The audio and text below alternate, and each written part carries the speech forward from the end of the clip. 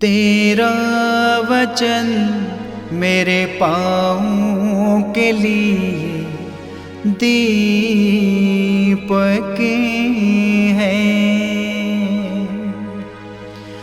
और मेरे मार्ग का उजियाला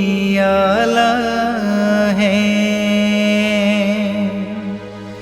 तेरा वचन मेरे पाँवों के लिए दीपक है।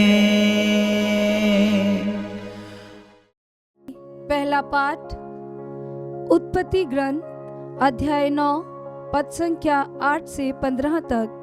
जल प्रलय के पश्चाताप ईश्वर ने नूह और उसके पुत्रों से कहा, देखो मैं तुम्हारे और तुम्हारे वंशजों के लिए अपना विधान ठहराता हूँ, और जो प्राणी तुम्हारे चारों ओर विद्यमान है, अर्थात पक्षी, चौपाए और सब जंगली जानवर, जो कुछ जहाज से निकला है, और पृथ्वी भर के सब पशु, उन प्राणियों के लिए भी मैं तुम्हारे लिए ये विधान ठहराता हूँ, कोई भी प्राणी जल प्रलय से फिर नष्ट नहीं होगा, और फिर कभी पृथ्वी को कोई जल प्रलय उजाड़ नहीं बनाएगा।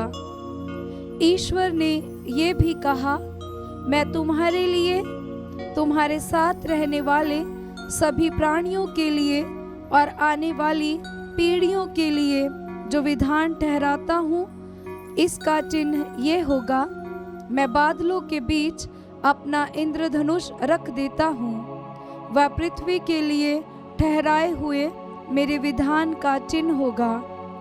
जब मैं पृथ्वी के ऊपर बादल एकत्र कर लूँगा और बादलों के बीच वह इंद्रधनुष दिखाई देगा, तब मैं तुम्हारे लिए और सब प्राणियों के लिए ठहराए हुए अपने विधान को याद करूँगा, और फिर कभी जल प्रलय सभी शरीरधारियों का विनाश नहीं करेगा।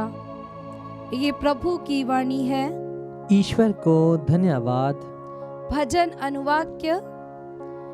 हे प्रभु, तेरे मार्ग प्रेम और सच्चाई के मार्ग हैं।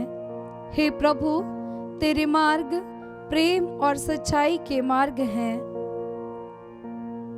हे प्रभु, तू मुझे अपने मार्ग दिखा, मुझे अपने पथ बता, मुझे अपनी सच्चाई के मार्ग पर ले चल और मुझे शिक्षा देने की कृपा कर। अनुवाक्य। हे प्रभु, तेरे मार्ग प्रेम और सच्चाई के मार्ग हैं। हे प्रभु, अपनी करुणा और दयालुता याद कर, जो अनंत काल से बनी हुई है। हे प्रभु, तू दयालु और भला है, तू मेरी सुध लेने की कृपा कर। अनुवाक्य। हे प्रभु, तेरे मार्ग प्रेम और सच्चाई के मार्ग हैं। प्रभु भला और न्यायी है, वह पापियों को मार्ग पर लाता है, वह दीनों को सन्मार्ग पर ले चलता और पददलितों को अपना मार्ग बताता है।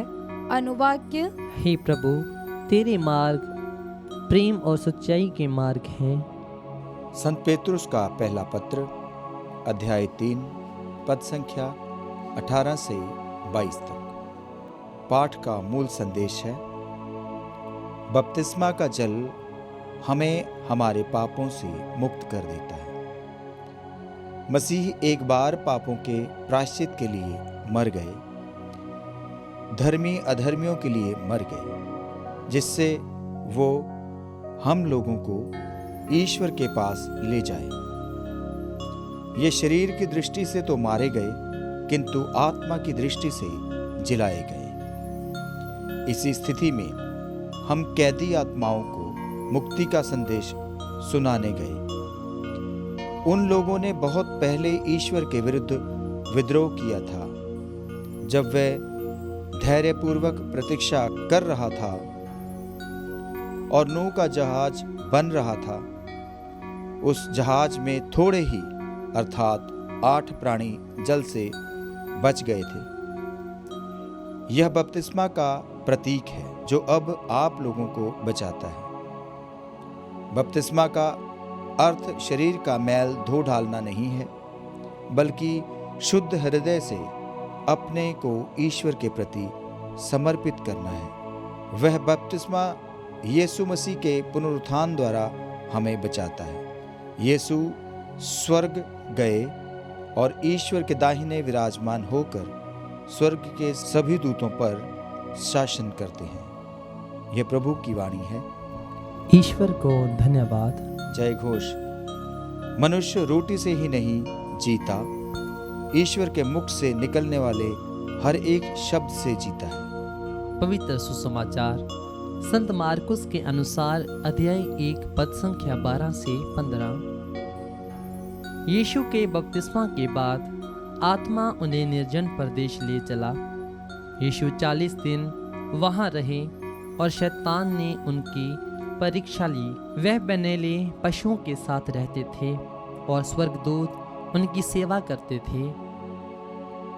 यूहन्ना के गिरफ्तार हो जाने के बाद यीशु गलीलिया आए और यह कहकर सुसमाचार का प्रचार करने लगे, समय पूरा हो चुका है, ईश्वर का राज्य निकट आ गया है। पश्चाताप करो और सुसमाचार में विश्वास करो। यह प्रभु का पवित्र सुसमाचार है। ख्रिस्त की जय।